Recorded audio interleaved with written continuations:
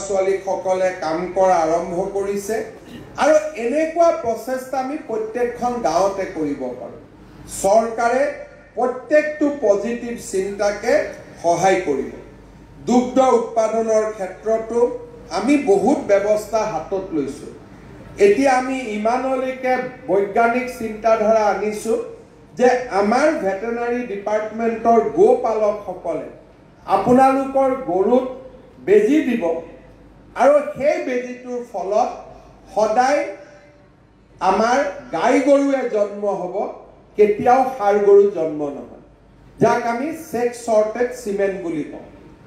আমি যদি যিসকলে আজি ইয়াতে গাই কিনিম, ভেটেনাৰী ডিপাৰ্টমেণ্টৰ লগত কথা পাতি ছেক্স চৰ্টেড চিমেণ্ট লগে লগে আপোনালোকে আনি ল'ব। আমাৰ গোপালক গোমিত্ৰসকলে এই আঁচনিটো চলাই আছে, চৰকাৰে পুঁজি দিছে। আমি কিমান গৰু কেতিয়ালৈকে দিব পাৰিছোঁ তোলা ছেক্স চৰ্টেড চিমেণ্ট? 6-7 লাখ গৰুক আমি এতিয়ালৈকে ছেক্স চৰ্টেড চিমেণ্ট দিছোঁ। বহুতে কয় যে মতা গৰু হ'ল বা ষাঁড় গৰু হ'ল, কি কৰিম, বিক্ৰী কৰি দিব লাগে, উপায় নাই।